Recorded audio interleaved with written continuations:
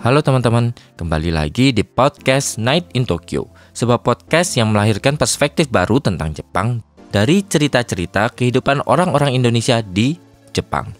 Dibawakan oleh gua, Aiman, host Night in Tokyo.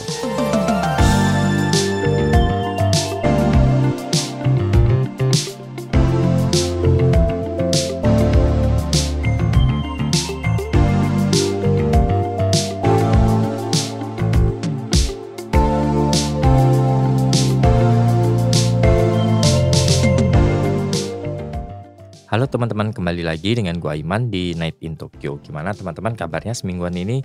Semoga teman-teman tetap sehat, tetap baik-baik aja, tetap lancar semuanya kerjaannya, yang masih studinya juga, karirnya dan rezekinya juga. Untuk kesempatan kali ini teman-teman, kita kedatangan seorang teman di sini. Halo. Ibu dari seorang meong. Meongnya itu ada meong. Ada meongnya. Jadi di sini ada Yemi Malim. Halo. Mungkin teman-teman yang udah nonton lama atau dengerin Night in Tokyo lama, Yemi Malim ini sendiri udah banyak muncul sebenarnya di Night in Tokyo, khususnya di segmen atau program apa itu namanya, Maze-Maze. Karena di Maze-Maze kan kita bertiga, ada gua, ada Yemima, dan satu lagi ada Marisa. Kita ngomongin obrolan tentang sehari-hari di Jepang seperti apa dalam bahasa Indonesia dan bahasa Jepang. Nah, buat teman-teman yang tertarik dengerin buat belajar bahasa Jepang atau teman-teman Jepang yang pengen belajar bahasa Indonesia, bisa scroll aja di bawah, cari di sana ada Maze-Maze yang fotonya ada kita bertiga. Nah, untuk kesempatan kali ini teman-teman, Yemima akan, karena sebenarnya Yemima datang di Night in Tokyo, muncul di Night in Tokyo itu belum menceritakan sepertinya Yemima tuh dulunya seperti apa. Jadi dia cuma jadi kebanyakan jadi tamu. Tapi Yemima sendiri belum banyak cerita tentang Yemima tuh siapa. Misalkan dulu di Indonesia seperti apa dan sekarang lagi apa. Maksudnya kerja atau lain-lain. Nah, ya seperti yang kalian lihat dan kalian dengar juga. Di sini ada Yemi Malim. Halo. Halo semuanya, Yemi Malim di sini. Mama seekor kucing. Kucingnya udah nggak ada teman. Lari-lari. Kalau pengen lihat kucing, balik lagi tadi ke video awal. Atau teman-teman juga bisa dengerin proyekan barengan kita dan dua teman kita yang lain. Ada namanya Maze ya. 4 masa. Iya.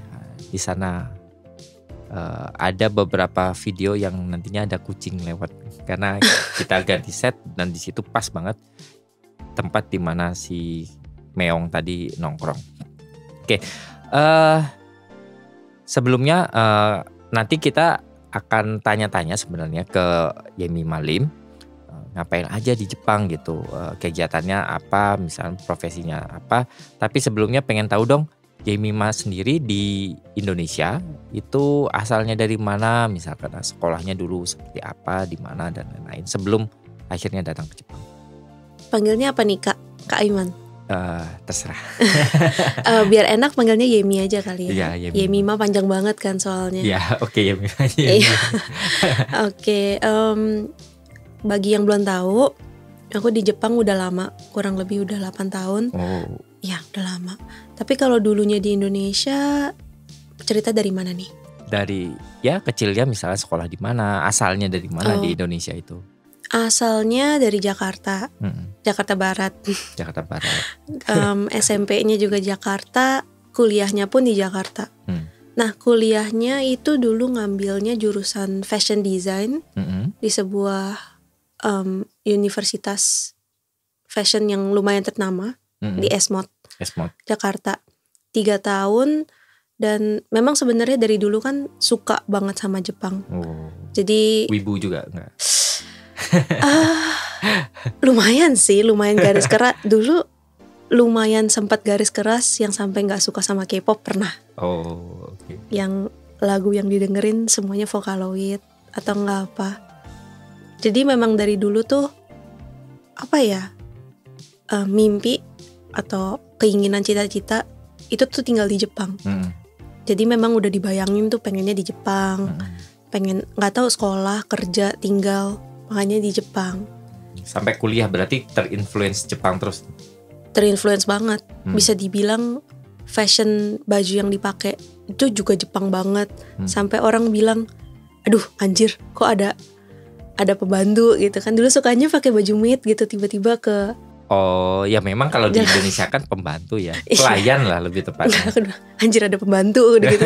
Terus aku kayak waduh. Terus apa ya, memang kadang-kadang ke mall juga pakai Lolita. Terus sempet gitu pakai baju Lolita terus gitu?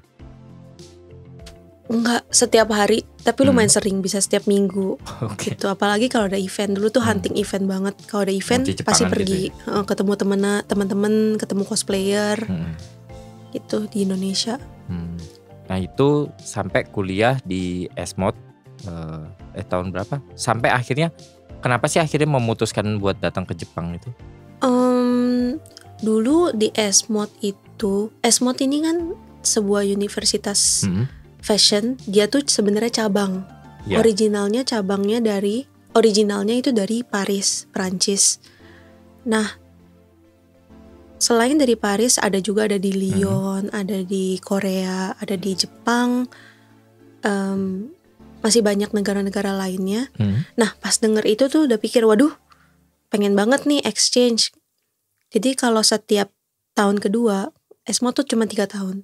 Tahun kedua ini, setiap murid itu ditanya, mau nggak, tertarik nggak exchange? Bisa pilih ke negara mana yang kita mau. Tapi kita belajarnya tetap kurikulum yang ada di Indonesia. Tuh, jadi gimana ya pas waktu itu sistemnya? Pakai Zoom atau pakai? Dulu belum ada Zoom. Dulu Skype. Kayaknya Skype deh. Sama memang kurun waktu 3 bulan itu udah dapat project pergrupan yang memang udah tahu arah sekolahnya kayak gimana nih. Jadi nggak terlalu harus on the dot kayak ngikutin kelasnya terus gitu. Nah dulu pikir wah ada nih kesempatan nih ke Jepang nih. Karena di Jepang juga ada S-Mode di Tokyo. Ada di Jepang. Wah oke deh, mau nih, boleh nih, coba daftar gitu. Karena ya of course bakal mereka ngeliat portfolionya kita dulu dong. Tahun pertamanya tuh gimana, anak ini tuh arah desainnya cocok gak sih untuk belajar di sekolah itu, di negara itu, kota itu. Tapi ternyata pas mau daftar ke Jepang, dikasih tahu sama kepala sekolah bahwa cuman S-Mode Jepang dan S-Mode Seoul Korea itu doang, 2 itu yang gak menerima exchange. Iya, karena kalau Indonesia itu kan sistem mulai sekolah bulan September, Juli ya? Yang Agustus kayak, atau September, nggak tahu juga sih. Tapi kalau Korea dan Jepang, mereka mulainya di tahun ajarannya bulan April. Jadi kalau misalnya kita ke sana, misalnya aku exchange ke Jepang, perginya bulan September, baru mulai, sedangkan mereka tuh udah mau selesai 1 semester. Jadi kadang-kadang, jadi kata S-Mode-nya sendiri susah, takutnya guru yang di sana nggak bisa handle, atau enggak takutnya pelajarannya juga kecepatan, takutnya stres gitu. Udah di-appeal berkali-kali, ternyata tetap nggak bisa gitu. Ya udahlah, pikir ya udah deh, nggak usah ke Jepang deh gitu. Nah tapi dengar lagi dikasih tahu, kalau enggak kamu masternya aja di Jepang gitu. Ternyata S-Mode-nya Jepang, cuman S-Mode-nya Jepang tuh pada tahun 2010 kayaknya, 2012 mereka tuh ada master S2. Tuh ya udah deh. Ya udah, jadi lulusin dulu baru ke Jepang. Dan di Jepang datang tahun? Di S-Mode-nya itu kan lulus tahun 2013. Nunggu 3 bulan sebelum bisa ke Jepang, biar nunggu tahun ajaran baru. Tapi karena di Jepang itu sistemnya kalau mau masuk sekolah apapun harus bisa bahasa Jepang. Harus ada JLPTN 3 atau enggak N2, N1 bahkan. Jadi harus belajar bahasa Jepang dulu.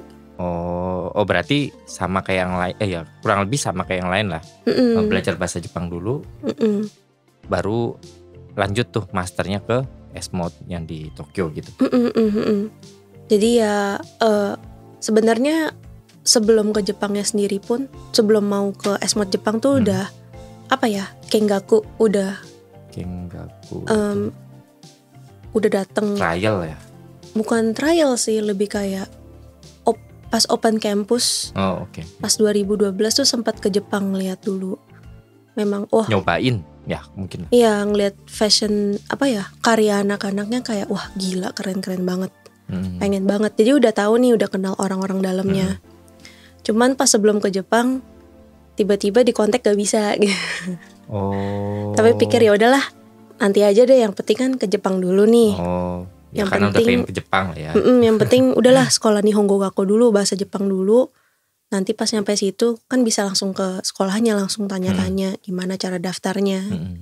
Gitu. Ya udah deh, sekolah 1 tahun setengah di Meros Language School, belajar bahasa Jepang dari nol. Dari nol. Tadinya belum pernah belajar bahasa Jepang atau udah pernah? Sebenarnya aku udah pernah belajar bahasa Jepang dari SMP, SD, SMP. Di sekolah bahasa Jepang di Indonesia. Nah itu berarti 1,5 tahun di sekolah bahasa Jepang. Lulus langsung lanjut yang S-Mode itu atau? Enggak, jadi nah ini dia. Kan memang rencananya tuh pengennya S-Mode ya.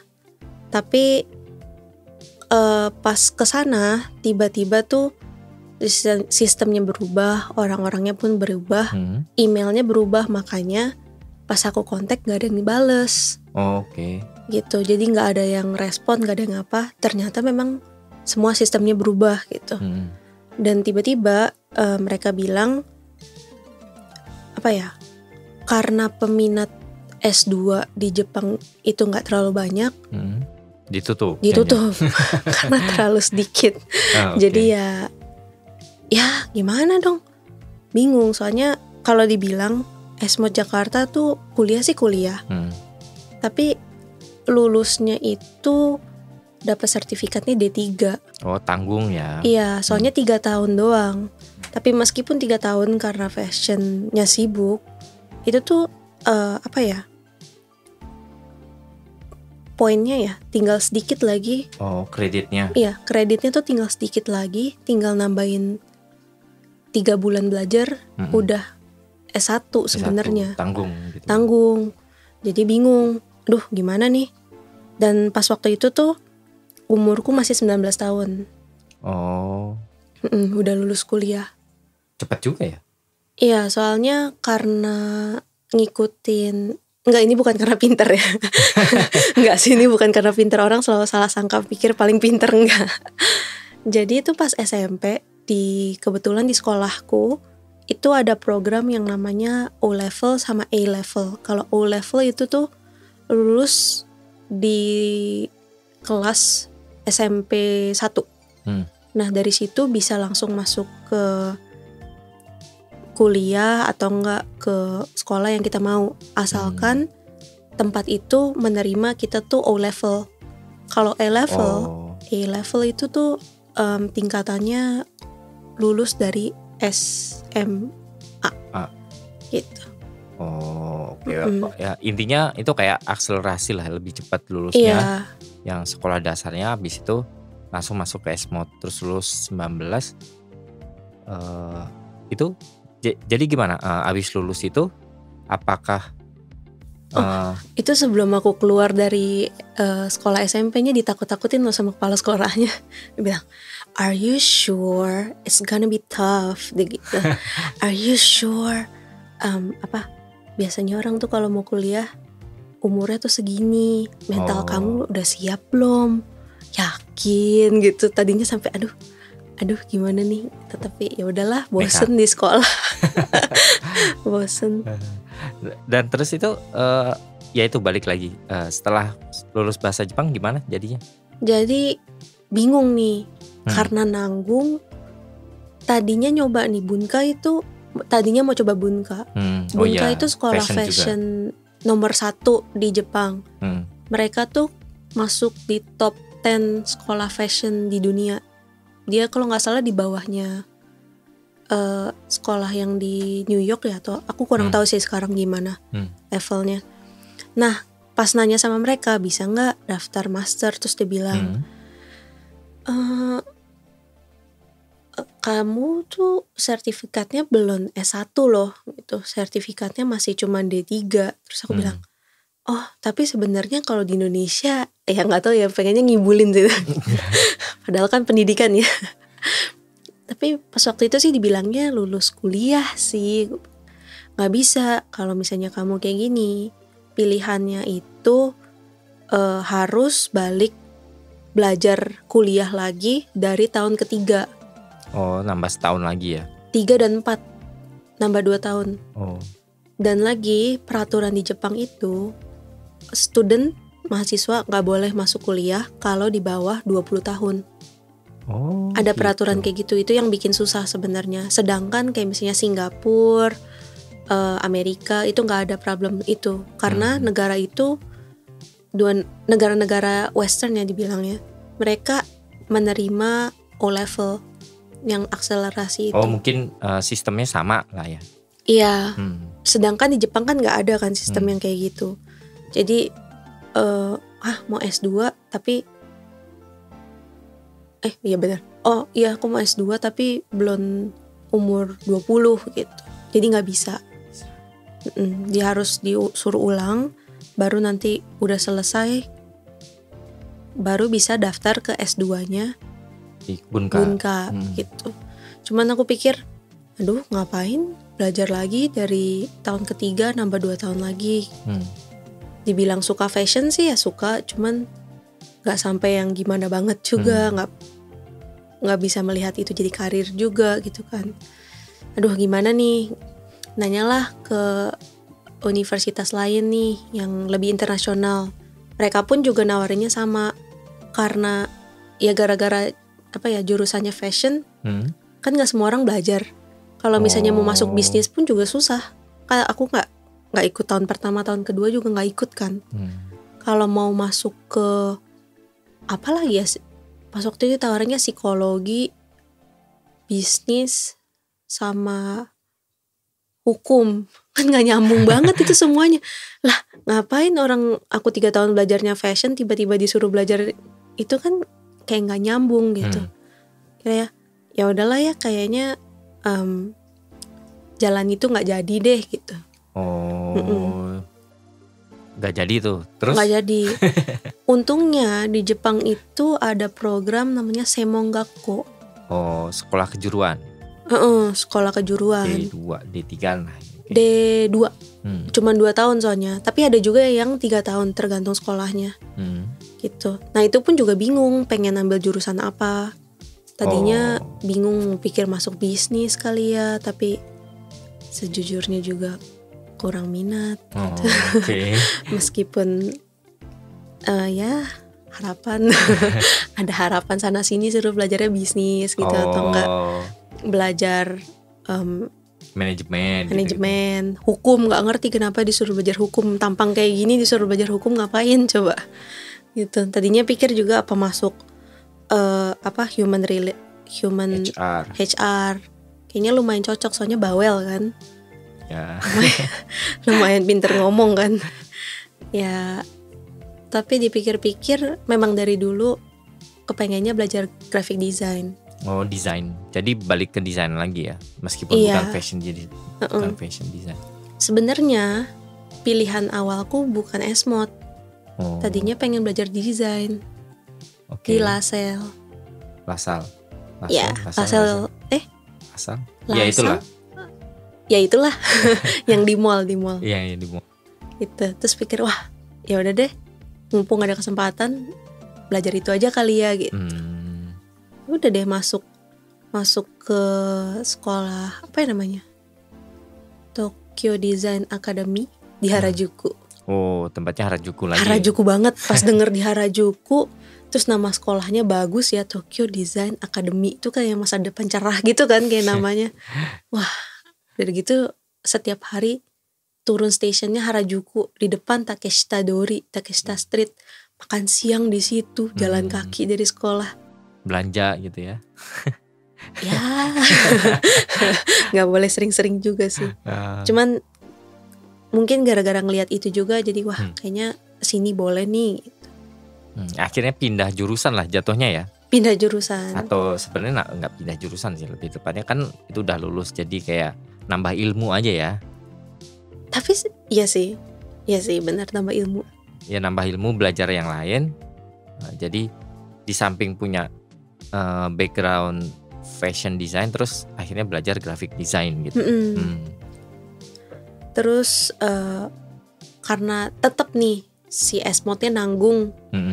Jadi masih penasaran ya? Masih penasaran nanggung nih gimana, tapi tetap nih si sekolah graphic design-nya tetap dijalanin. Cuman pas tahun pertama tiba-tiba dibuka lagi nih kembali. Si S-Mode dia bilang, waduh tahun ini banyak yang minat nih, pengen selesain S1 soalnya nanggung. Karena S1 S1. Okay. Karena si S-Mode tuh cuma D3, nanggung nih. Studentnya pada aduh mau S1 gitu. Even guru-guru yang ngajar di sana yang sekolahnya di S-Mode juga kepengen sekolah lagi gitu. Ya udahlah, nekat sambil belajar belajar 2 jadinya ya. Iya, graphic design yang S-Mode nambahin 3 bulannya itu tuh setiap weekend. Gitu. Nulis tesis ya, bilang apa sih? Ya, Rombun apa sih? Rombun. Ya, skripsi lah. Iya, S1 sejenis kan, itu. Ya, skripsi. Soalnya di Jakarta nggak ada tuh. Ya. Skripsi, cuman tugas akhir ada. Ya memang biasanya kalau di art atau desain itu kan ada 2 pilihan, antara dia mau bikin tugas akhir atau dia bikin skripsi penelitian gitu. Oke. Tapi di S-Mode diwajibkan ini sih, tugas akhir. Tugas akhir. Biar ada karyanya gitu sebelum terjun ke dunia kerja. Jadi setelah lulus bahasa Jepang, mulai tuh kuliah di 2 kampus tuh. Dua-duanya lulus tapi. Lulus. Yang S-Mode itu cuman ya research terus nulis, ya nggak cuman juga sih, capek juga sih. Iya. Nah sekarang sendiri udah berapa tahun berarti ya dari pertama ke Jepang? Pokoknya lulus pas COVID. Lulus pas COVID. Tahun 2020 drama banget itu pas waktu itu. Jadi sekarang secara kerjanya? Sekarang kerjanya graphic design. Oh malah graphic design ya kerjanya? Iya. Nggak nerusin fashionnya gitu? Meskipun pernah nyoba sih. Trial doang. Karena jadi asisten. Kalau secara apa sih namanya? Secara akreditasi, ya maksudnya secara sekolah kan yang ini D2, yang ini S1 kan berarti kan jatuhnya. Iya. Tapi malah memilih yang graphic desainnya gitu. Iya. Karena apa ya? Satu mungkin aku kurang pede. Karena apa ya? Jepang punya tingkat standar untuk fashion, untuk skillnya tuh jauh lebih tinggi. Itu dari mungkin negara-negara lain. Iya, satu jiper. Dan pas ngelihat koleksi anak S-Mode di Jepang itu, aku merasa koleksi akhir aku tuh nggak ada apa-apanya.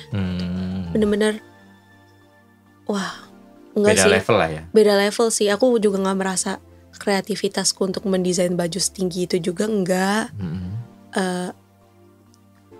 Hasil jahitanku juga sebagus itu juga enggak gitu. Dan apa ya, skill untuk bikin patron, bikin potongan baju itu kan Jepang memang nomor 1 tuh. Juga dibanding sama edukasi Jepang kan juga beda gitu kayak. Aduh, kayaknya enggak kali ya fashion. Cuma buat ini aja ya, gelar aja ya. Iya, seenggaknya kan udah selesai S1. Jadi kalau nanti mau lanjut S2, oke lah, gampang lah, bisa. Nah terus akhirnya kerja tuh malah kerjanya di graphic design. Udah berarti udah berapa tahun sampai sekarang? Dari kerjanya? tahun 2020 sampai sekarang itu berapa tahun ya? 4 tahun ya? 3 tahun setengah? Ya 2020 kan berarti. Karena Covid kan bener kan? 2020. Ya 4 tahun lah. Jalan 5 berarti kan.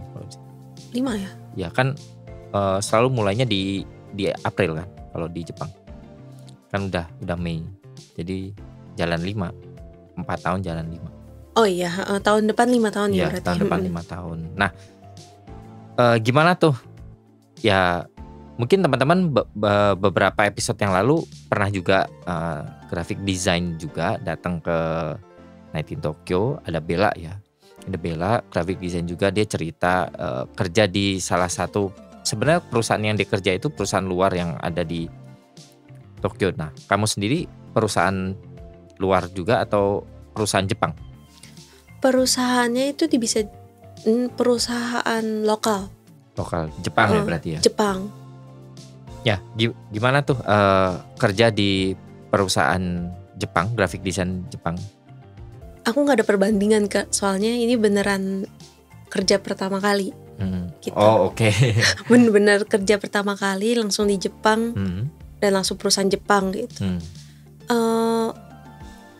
Tapi kalau dibandingin dari cerita teman-teman, bisa dibilang perusahaanku lumayan unik kali ya. Karena meskipun setelah COVID pun pegawainya tuh lebih memilih untuk work from home. Jadi memang kita tuh ke kantor cuman 1 minggu 1 kali atau enggak maksimal mungkin 2 kali atau 3 kali kalau ada kebutuhan doang. Jadi kalau nggak ada meeting kebutuhan, doang ya, iya buat meeting doang. Terus kalau habis itu mau pulang ya silakan. Tapi kan udah ke kantor lah ya, mendingan di kantor aja sekalian. Bisa dibilang lebih free, terus schedule juga sendiri bisa ngatur. Fleksibel lah ya berarti. Iya flex time karena memang jam kerjanya itu 8 jam plus jam makan 1 jam. Tapi ada core time-nya yang pasti jam 12 siang sampai jam 6 malam tuh kita harus ada di kantor. Maksudnya online gitu, online untuk bisa ngejawab message atau enggak bisa terima kerjaan. Di luar dari jam core time itu kita yang ngatur, misalnya kita mau mulai jam 10, 11 atau enggak selesainya kita mau lebih pagi, ya kita masuknya mungkin jam 9 gitu. Oh, tapi emang dari awal kayak gitu apa gara-gara COVID terus kayak gitu, terus akhirnya karena mungkin mereka pada kayaknya udah sono ya kayak gini aja terus atau gimana sebenarnya tadinya ya atau nggak tahu juga? Sebenarnya kan pas abis interview dipanggil untuk ngelihat apa tuh namanya ya, todoke apa gitu ya, apa sih, surat bukti bahwa kamu tuh telah lulus interview dan diterima di perusahaan ini. Adalah surat itu di Jepang. Di situ ada memang penawaran kerjaannya. Naite. Iya Naite, surat Naite ya benar. Di situ memang tertulis bahwa core time-nya jam 12 sampai jam 6 dan 1 hari itu 8 jam plus 1 jam makan siang. Gitu. Kayaknya memang udah dari dulu deh. Oh enggak, maksudnya kan pasti mereka punya kantor sendiri gitu. Dari dulu memang apakah akhirnya bubar di tempat masing-masing atau gara-gara COVID terus ngelihat kondisi kayak gini akhirnya work from home, terus waktu selesai COVID kayaknya enakan kayak gini gitu, akhirnya dilanjutin kan. Kalau sekarang kan kemungkinan mulai banyak tuh kantor-kantor yang setelah COVID tuh malah balik lagi gitu. Itu tergantung keinginan pribadi ya. Dibalikin ke orangnya masing-masing. Iya. Gitu. Jadi kalau di kantorku divisinya tuh ada 3. Divisi marketing, designer, sama divisi engineer. Nah kalau marketing itu mereka lebih ketat. Jadi memang harus ke kantor minimal 3 hari. Tergantung bosnya juga berarti. Iya, kalau engineer rata-rata bisa dimana hampir aja setiap ya? hari loh. Iya, hampir setiap hari kecuali cuman ada 1 orang sih, yang 2 orang deh yang kerjanya bukan dari Jepang. Oh, Yang satu kerja luar dari ya. Bali. Dari Bali. Dia orang Hafu Bali Jepang. Yang satu lagi orang Amerika. Oh, oke. Kan sebenarnya mungkin ya teman-teman yang nggak tahu, Kak Mima sendiri ini selain dia kerja sebagai graphic designer, dia itu juga punya YouTube, teman-teman. Jadi YouTube-nya dia itu apa? Kebanyakan jalan-jalan lah ya. Iya, awal Jalan-jalan. mulanya gara-gara COVID juga sih. Oh. Gara-gara COVID kan teman-teman yang di Indonesia jadi nggak bisa ke Jepang. Gantian sebagai pengganti gitu ya. Gantiin teman-teman. Biar bisa mengobati sedikit kerinduannya sama Jepang gitu kan. Ya udahlah bikin YouTube. Dan juga ini YouTube-nya pakai bahasa Inggris ya. Oh, oke. Buat melatih bahasa Inggris, bukan karena sok mau jadi pengen jadi internasional, enggak juga sih. Cuman biar pengen melatih bahasa Inggris. Karena yang kusadari di Jepang itu, karena memang negaranya base-nya bahasa Jepang. Jadi ngomongnya cuma pakai bahasa Jepang, nggak ada ngomong bahasa Inggris. Dan makanya biar nggak hilang ya kayak. Iya, itu beneran pas tahun keempat kemampuan bahasa Inggrisku turun banget sampai diajak ngomong nggak bisa jawab. Padahal dulu sekolahnya internasional, sampai kurikulum ngobrol semua pakai bahasa Inggris. Cuman pas tahun keempat di Jepang itu bahasa Inggrisnya lenyap, bener-bener mau ngomong diajak ngobrol bahasa Jepang, bahasa Inggris jawabnya bahasa Jepang. Sampai segitunya gitu. Nah ya memang karena awal mulanya pengen ngasih tunjuk teman-teman soal travel. Jadi kontennya travel, muter-muter di Jepang. Apa Lemon? Ngasih tunjuk hidden gem, itu tempat-tempat yang nggak mainstream lah, gitu. Ada juga sih tempat yang mainstream, tapi banyak kan pergi tempat yang mungkin yang taunya orang Jepang atau enggak memang terkenal tapi susah dipergiin. Lebih inilah apa namanya, yang biasa suka didatengin sama orang lokal lah ya, bukan yang turis internasional kayak gitu. Nah itu mulai di 2020 berarti bukannya waktu COVID itu malah nggak bisa kemana-mana ya atau gimana? 2000, nah pas COVID-nya banget, mulainya kan 2020 tuh. 2020 tuh memang Jepang tuh tutup border juga, dan kita memang dianjurkan nggak boleh kemana-mana. Toko juga tutup cepat. Terus apalagi ya dulu ya, kayaknya lebih nggak boleh kemana-mana gitu deh. Terus setelah 1 tahun lewat, mulai nih gara-gara ekonominya nggak jalan kali ya, ada yang namanya Go to Travel campaign. Oh iya.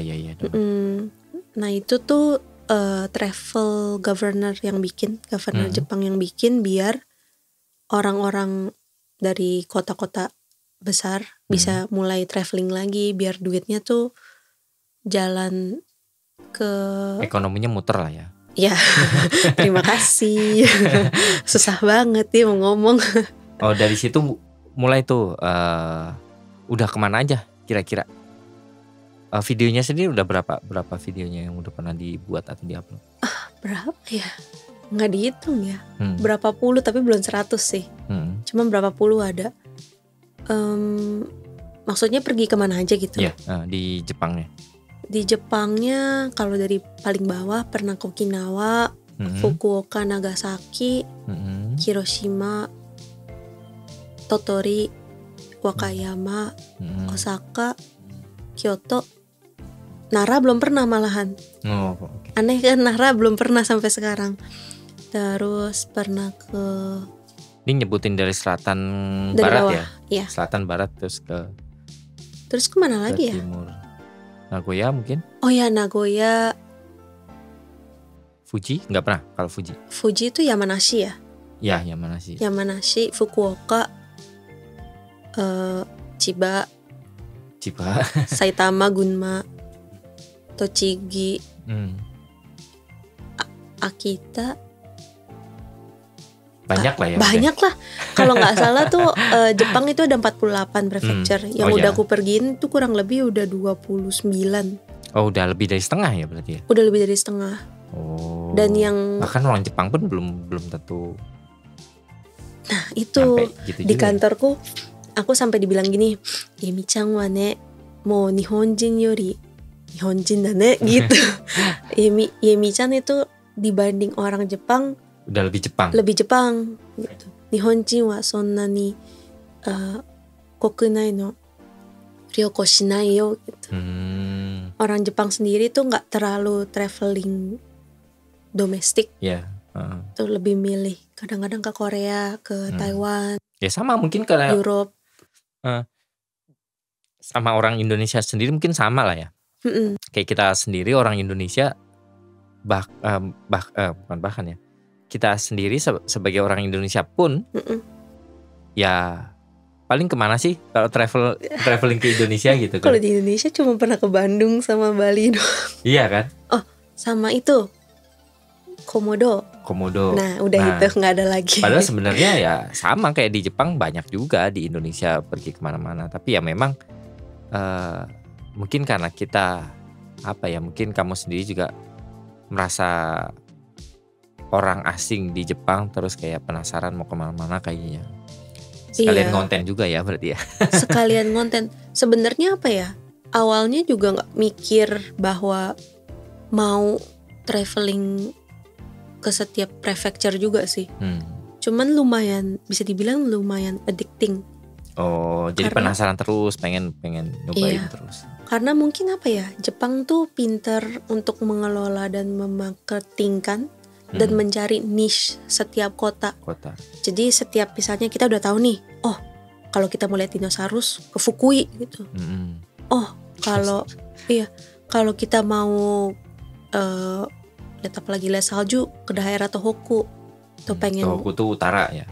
Tohoku tuh yang kayak Akita, Sendai. Di utaranya Tokyo.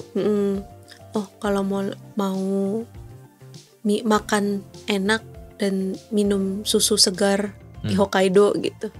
Kayak mereka tuh pinter mencari keahlian dan keunikan masing-masing kota. Berarti punya keunikan masing-masing gitu loh. Sampai bener-bener tuh, aduh kalau nggak pergi nggak tahu nih.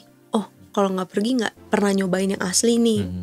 Padahal sebenarnya di Tokyo juga bisa beli. Ya, oh iya juga ya kalau oleh-oleh. Yeah. Nah dari seluruh tempat di Jepang yang udah pernah didatengin itu, menurut kamu yang paling menarik di mana?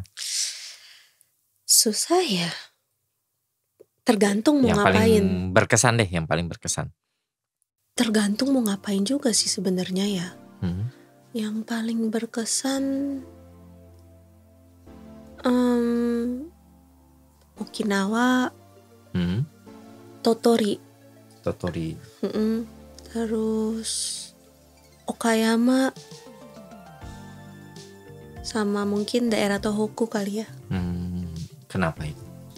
Kalau Okinawa sendiri itu vibe-nya kayak lebih deket ke Hawaii kali ya. Hawaii, udah tapi nggak Jepang ya mungkin ya. Udah nggak di Jepang. Dia tuh malah lebih deket ke Taiwan ketimbang ke Tokyo.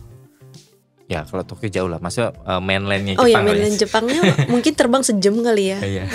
Kalau ke Taiwan nggak tahu, mungkin setengah jam. Nggak tahu itu kira-kira kali. Tapi deket, bisa naik ferry juga kalau dari Taiwan. Vibe-nya tuh bisa dibilang mirip Amerika, chill, layback, tapi Jepang. Jadi orangnya ramah, makanannya pun tuh nggak Jepang banget, kayak sedikit mixture, ada Amerikanya juga, tapi orangnya ramah-ramah, gimana gitu? Ya gimana gitu. Mukanya mungkin juga lebih ini kali ya, nggak Jepang. Lebih talkatif, lebih suka ngobrol gitu kali ya. Iya. Kalau di Jepang yang mainland sendiri, tergantung sih sebenarnya. Kalau orang Osaka juga lebih talkatif, tapi memang ya kalau dilihat dari ya karena mungkin itu kutukan kota metropolis aja sih sebenarnya. Jadi kalau di Tokyo kan lebih individualis ya. Individualis aja sih. Jakarta enggak? Jakarta mungkin kalau di pergedungannya SCBD? ya mungkin kayak gitu. Berarti Okinawa lah ya paling berkesan kali ya selama ini. Nggak bisa dibilang gitu juga, tergantung musim. Tergantung musim. Oke, kalau dari musimnya gimana? Kalau musim Mungkin dingin, teman-teman yang lagi dengerin ini punya ini kali, apa sih namanya? Punya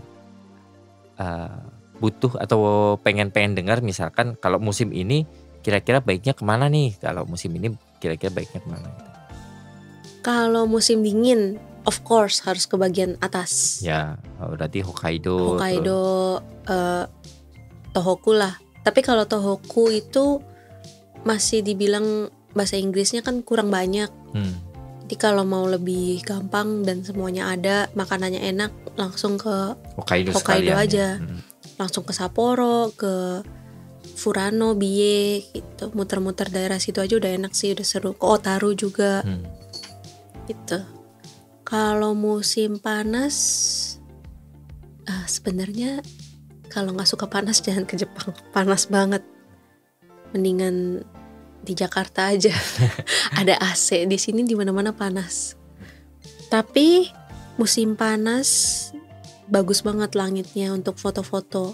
Kalau dari Tokyo sendiri bisa jalan-jalan mungkin ke Kamakura atau ke Fuji. Itu bisa ke Fuji Q Highland. Oke.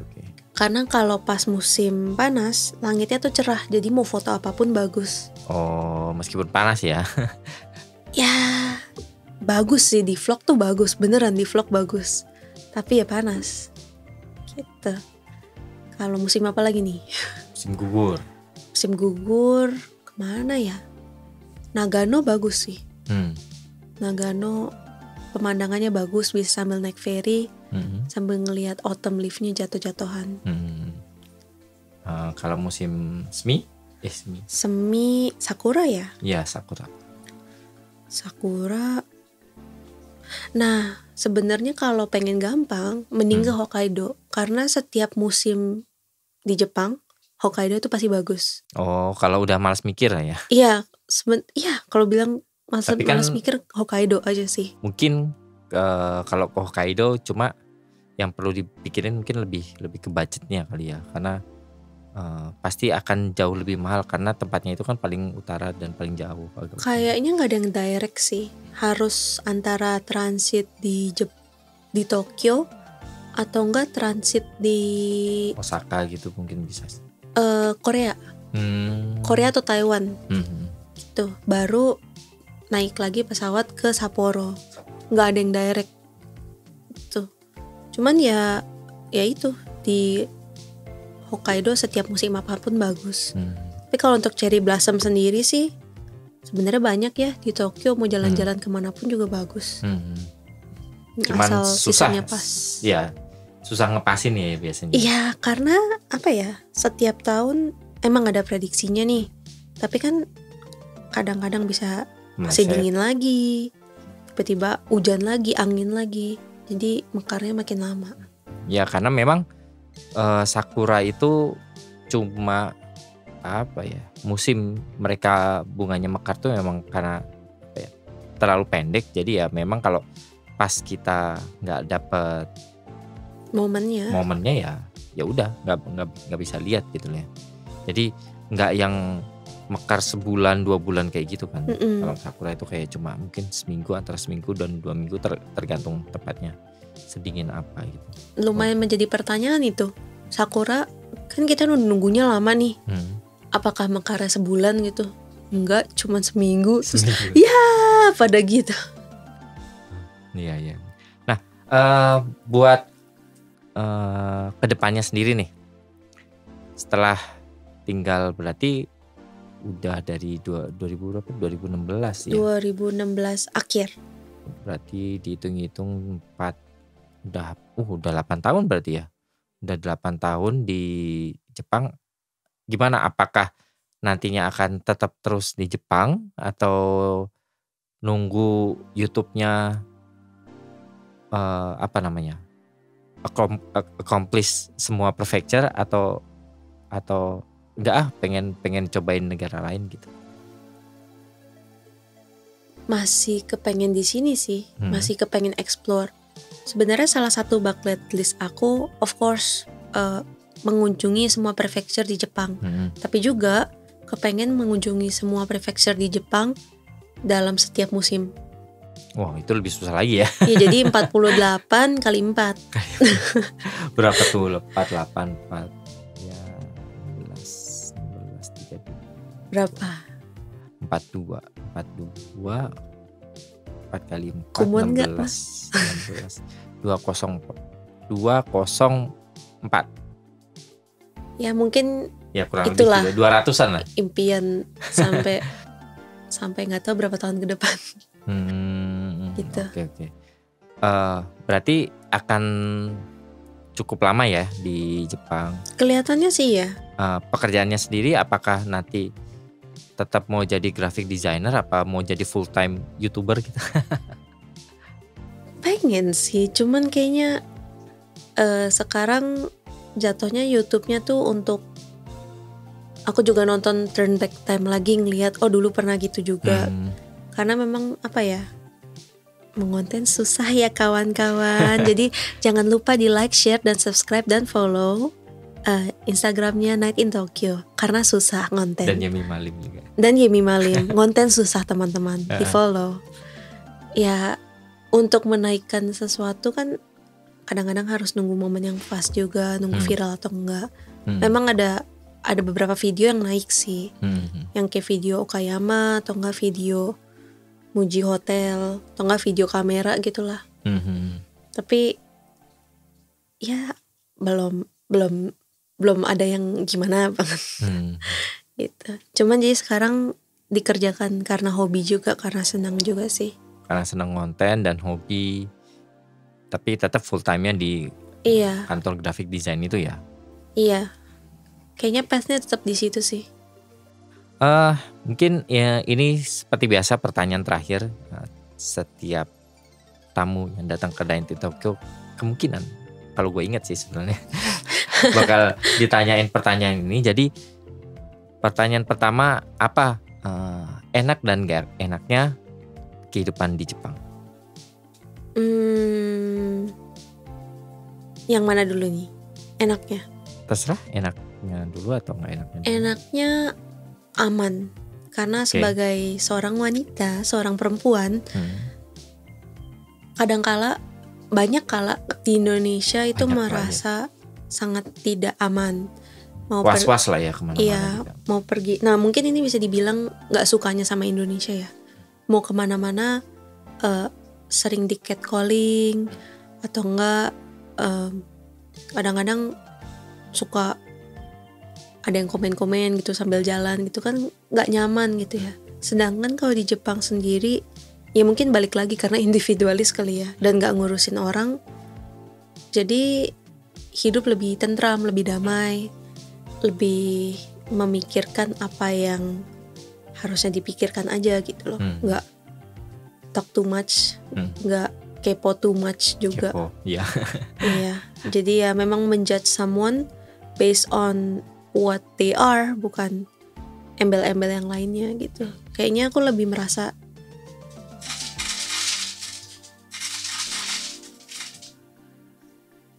makan malam lemon itu. Nah, merasa nyaman di Jepang karena akan hal itu kali ya. Selain dari itu, bisa dibilang di Jepang aku merasa jauh lebih independen.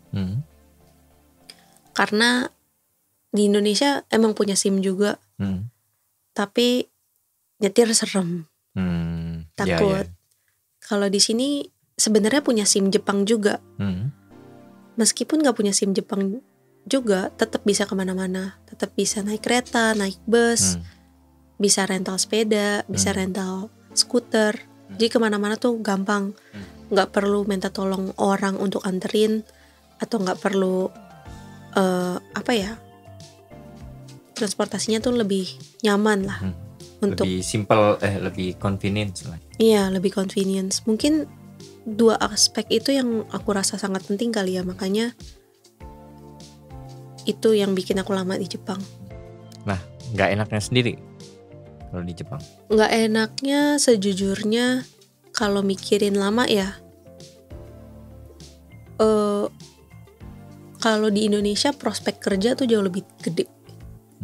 Jadi prospek misalnya mau bikin perusahaan sendiri atau pengen UMKM-an lah atau online shop gitu jauh lebih gede opportunity-nya di Indo.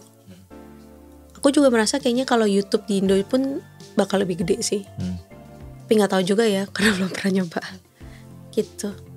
Cuman, jadi di Jepang nggak opportunity itu nggak sebesar itu gitu kayak di Indonesia. Kayaknya untuk membuka perusahaan atau enggak UMKM atau enggak online itu jauh lebih ribet daripada yang mungkin di Indonesia kali ya. Di sini tuh harus ada minimal 1 juta yen ya kalau nggak salah. Mungkin. Terus harus kalau mau bangun perusahaan terus harus ada A, B, C, D, harus punya surat-surat segala macam, kayak persyaratannya banyak. Ya persyaratannya tuh banyak banget. Dan kalau misalnya pengen bikin online shop itu nggak segampang bikin online shop doang, karena kalau misalnya main bikin sembarangan, kita kan bukan Japanese citizen nih, masih oke, kita warga tapi bukan Japanese citizen. Kalau misalnya sampai teks kita di review dan ada something wrong itu nanti susah juga gitu. Jadi ya aku nggak pengen risk itu juga. Gitu. Menurutku itu sih opportunity di Indonesia personally bagi aku jauh lebih gede dibanding di Jepang. Nah sekarang kebalikannya nih, di Indonesia sendiri apa sih yang suka dan nggak sukanya dengan kehidupan di Indonesia? Mungkin tadi yang nggak sukanya dibilang nggak aman, nggak convenience juga kali ya. Apalagi ya?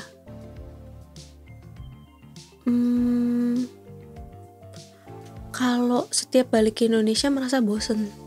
Karena mungkin bukan ekosistem ya, apa ya, tempat jalan-jalannya untuk relax atau untuk weekend ya mall lagi. Oh Jakarta lah ya. Oh ya Jakarta, sorry Jakarta, saya orang Jakarta. Di Jakarta ya adanya mall lagi.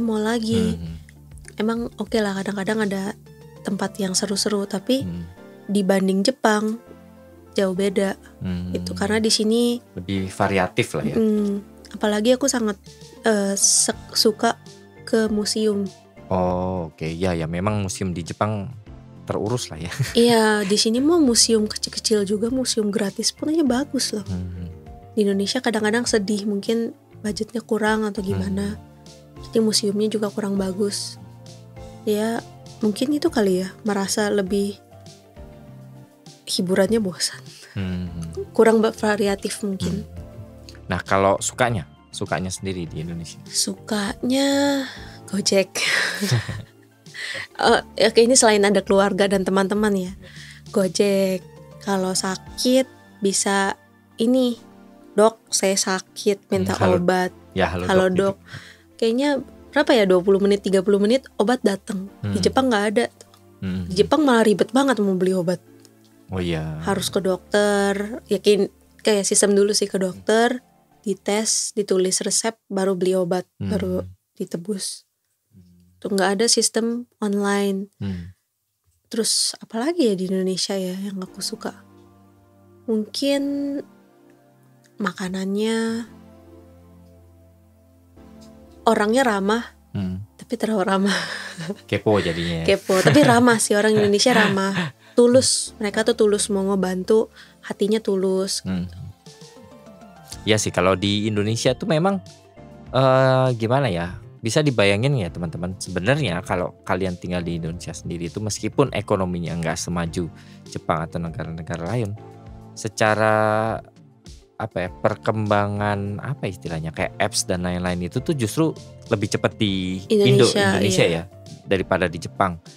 Sebenarnya ada juga yang Jepang kayak gitu, tapi mungkin ya di Jepang itu kalau belum matang-matang banget itu kayak belum jadi gitu, belum launch gitu. Nah kalau di Indonesia kan kayak setengah jadi pun udah di launch, terus sambil berkembang ya. Iya sambil berkembang, terus orangnya usernya banyak, akhirnya dengan banyaknya user revenue-nya nambah, dan akhirnya ya aplikasi kayak ya itu tadi kayak Halodoc, terus kayak Gojek, terus yang bayar pakai QR gitu tuh sebenarnya di Jepang tuh juga ada sih sebenarnya. Cuman kalau ditelusuri lebih jauh, Indonesia dengan OVO dan GoPay dan lain-lainnya itu tuh jauh lebih duluan sebenarnya daripada di Jepang.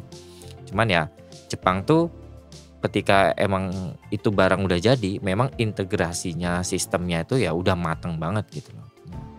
Kalau di Jepang memang ada kecenderungan kayak gitu teman-teman. Jadi kayak harus produknya tuh harus mateng dulu, semateng-matengnya baru launch gitu. Kalau belum kayak gitu, kayak cuma inovasi kecil-kecil kayak gitu tuh kayak jarang banget sih di Jepang. Nggak sedinamis Indonesia ya. Meskipun ya ada ini juga ya, apa sih namanya, ada jeleknya juga. Kadang-kadang yang karena cepatnya inovasi, produknya setengah mateng, ya banyak yang runtuh gitu kan, startup dan lain-lain kayak gitu teman-teman. Ya, ya itu dia teman-teman obrolan kita buat episode kali ini. Terima kasih Kak Yemima udah datang di Night in Tokyo.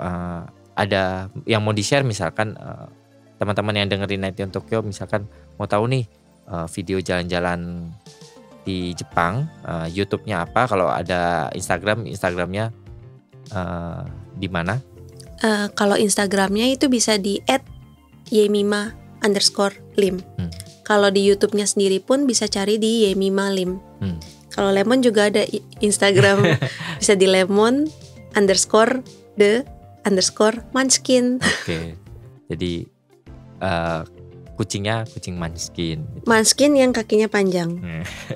Kalau di Indonesia Munchkin apa ya namanya? Nggak standar, NS non standar. Nah itu dia teman-teman. Mungkin yang teman-teman pengen jalan-jalan ke Jepang bisa nonton aja videonya Kak Yemima di YouTube Yemima Lim.